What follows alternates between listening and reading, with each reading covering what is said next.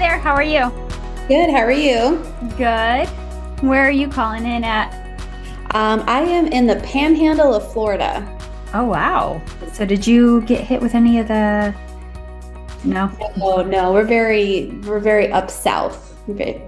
Okay, good. Very Yeah. north. We're very north. Goodness, we're just below like Alabama, basically. We're barely in Florida. Oh, okay. So you guys got, oh my goodness, the way the hurricane just kind of shifted and changed directions wasn't it heading up that way? A little bit, maybe? They were kind of saying it was going to be close to here, but I knew that it wouldn't because of just the cold front that was pushing down and stuff. So yeah, no one here was really too worried about it, but there's definitely been other ones that have been, very Oh, yeah. close and have come through here. So Wow. Yeah, it's crazy. it's like a crapshoot with hurricanes, Yeah, and especially, I mean, it's always like the same, hurricane season, and my parents, they live off of the Gulf Coast in Florida, and so Yeah, same. they were like, it's coming, and my dad went down there to prepare and lock up the house and do all the things, and fortunately, it just shifted direction like within the 8 hours it was supposed to hit land, and it was so scary the way he was saying like how all the channels in the canal and the Gulf were like sucked out of the water. So I don't know. Do you guys ever experience at least that part, like the low Yeah. tides and? Oh yeah, low tides, high tides. It was kind of nuts. Not like Tampa. Yeah. The whole bay was empty, but we are fortunate enough to be on the water, like on a bayou of the Gulf Coast, and definitely our water was down probably about 4 feet. Good that you're safe, that no damage or anything was done. And so, just Mhm. amazing. So, I just got your bio pulled up, and it looks like we're going to have an interesting conversation because I can relate to all of that stuff in there. Okay, all right. Yes. So I'm like, oh my goodness, like, yeah, somebody who has just really just been disgusted by themselves in the mirror to being, manipulating and controlling your body through food and extreme exercises and all that stuff. And I know we'll have a quite a great conversational chat. And then of course, this is your time to promote anything that you got going on, or just kind of how we can really pour into our listeners on such topics of that. And so. Okay. Yeah, absolutely. Awesome. And did you have any questions for me, or just kind of anything on your mind that you wanted to discuss or make sure that we do talk about it during our time together? I would say the only thing is that I'm not an eating disorder specialist. So for anybody who has an active eating disorder, like that's not my specialty. I know, how to recognize it and how to refer to it, but I don't have enough of a team established in terms of having a therapist and a doctor and, and all that. So I just kind of want to really be speaking to, the woman who's just struggling, with their body, like food, and trying to figure it out, but they haven't really crossed that line over into an active eating disorder. Okay. Yeah, we'll definitely chat up a conversation about all the things that us women have experienced at some point in our lives. Yeah, absolutely. What are you most grateful for at this time in your life? I am most grateful for my children because they have been two of my best teachers beyond any of the mentors or coaches or teachers or what have you. They have taught me more about me than I could have ever known without them. Awesome. And then another one, more of like the fun side of Tammy. What is your favorite way to just express yourself, who you are? It depends on the day, probably, but definitely music. Probably, listening to music, dancing to music, singing to music, and then fun earrings is always on the table as well. But yeah. Awesome. I love that. I always like to, it's funny to just kind of get a collection and hear from different guests. And music is always, it seems to be the number one thing. It brings out all the energy in us. We get to sing, we get to dance. We just get to be this childlike individual of before we had to put on our adult hat and go at it. So, right. Exactly. Like, let's just have fun now. So yes, awesome. Well, I appreciate our conversation, and of course I think your episode will probably come out in a week or two, but we'll be in touch and just send you everything that you need ahead of time, just to help spread it out and share it with your audience as well. Okay. And then if you have anything else question-wise or need anything else, you can always shoot us a message too. Yeah. What was the name of your book? Because I missed that. Oh, I didn't Chasing Perfection.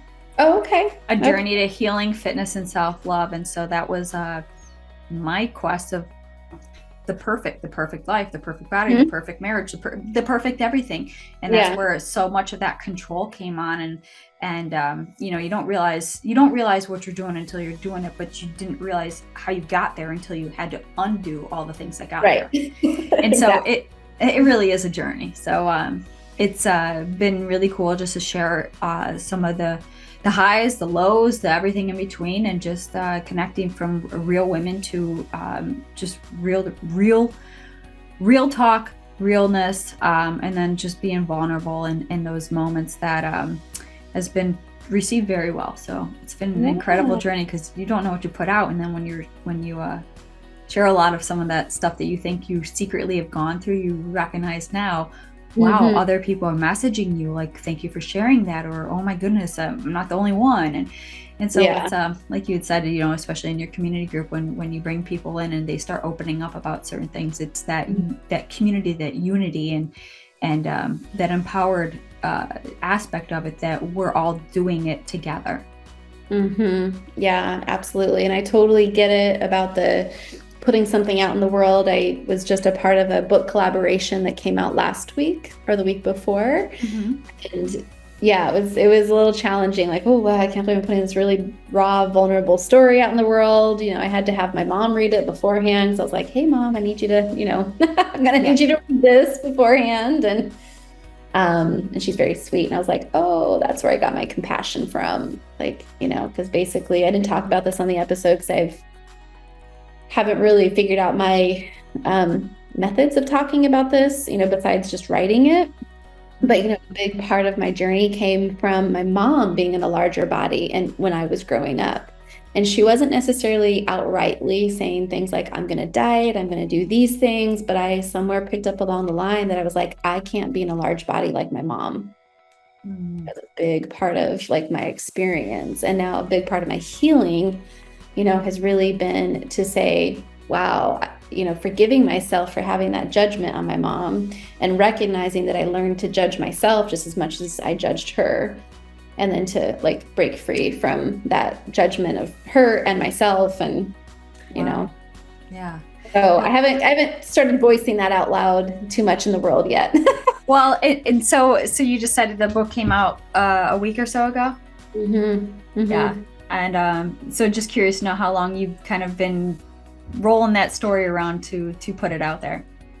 Well, obviously the narrative had played in your mind for quite some time, right? But to actually put it into context in words.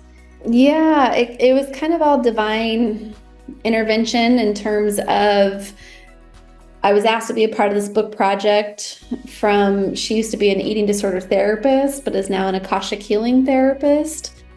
And I have come into her circle somehow. Her and I've done some other collaboration, and she asked me to be a part of this book project. And then shortly before our first round of our chapter was due, I was in another coaching program where they said that, like, basically presented us a challenge that said, we want you to share something in this group that you have never shared with anybody else in the world. Like, that was the challenge inside the coaching group. And so sat down one night and it just like came through me, basically. Wow. And so I wrote it kind of for the challenge, but then it ended up being my book chapter. Oh, wow. Yeah. So yeah, that's how the book chapter was born. Well, that's really cool. And one thing that I learned, when my book was all kind of divinely inspired too. I mean, I had zero expectations or not even expectations, but I had zero thoughts about writing a book, like never even entered my mind. And the seed was planted, and then it just kept getting watered and germinated, and finally it was sprouting. I was just like, I never in a million years thought that this was going to be the path that I went on. I mean, I wouldn't even write anything. It was a like dark secret secret things that you would write that you're going through. And so when I started sitting down to write the story, one of the things that my coach at the time, she had said something that stuck with me still even to this day, is that when you own your story, through writing it, the more you write it and start owning it, the easier it is for you to articulate it, and the words will come later. So many of us try to put the words to it before we sit down to actually write it, because writing is where you get to experience it emotionally and feel through it again. So it's a whole different context. So that's why I'm just curious to know, like, is it kind of newer in the writing aspect of it for you, that it hasn't been enough for you to fully articulate it yet? Yeah, because I wrote it maybe 6 months ago, or maybe 8 months ago. I mean, that was the first round, then it's been pared down and, edited and such. And I know my coach at the time, she said, okay, your first round is for you. Like, the first version of your book that you write, or your chapter that you write, is for you, because you just needed to get it out. You needed to process all of that. And then now we need to edit it for your audience, so that it's like, relating to the readers.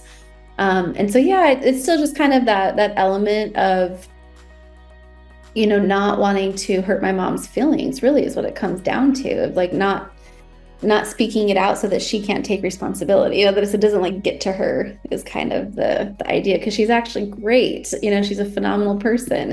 And I just was really kind of very judgmental on her. And so it's like, I've now realized, she was doing the best she could.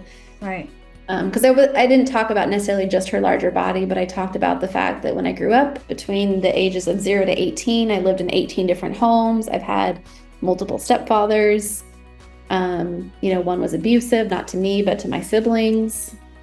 So it goes beyond just food and body, but that's my truth. That's who I was.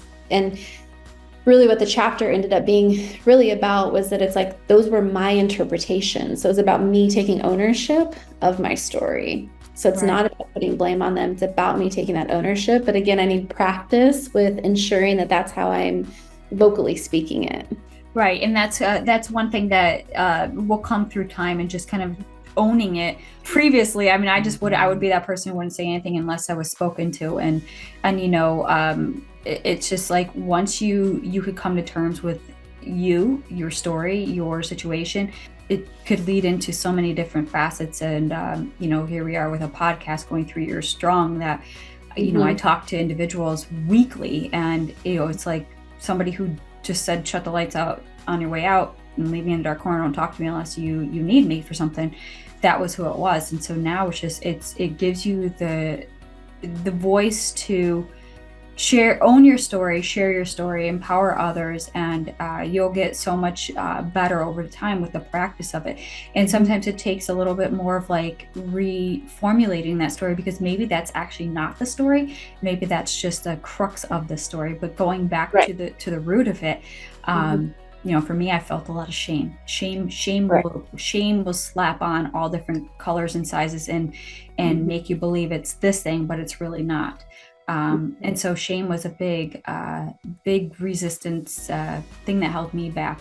And it's because of all the things that blah, blah, blah, blah, blah. And so when you get down to the nitty gritty of the core of it, it wasn't about any one thing. It's one blanketed thing of how you felt that got you stuck in all those different situations. And that's what it ends up coming about, is that my story it's about, I was in this, like my subconscious autopilot was embarrassment. Yeah, shame. That's what shame is.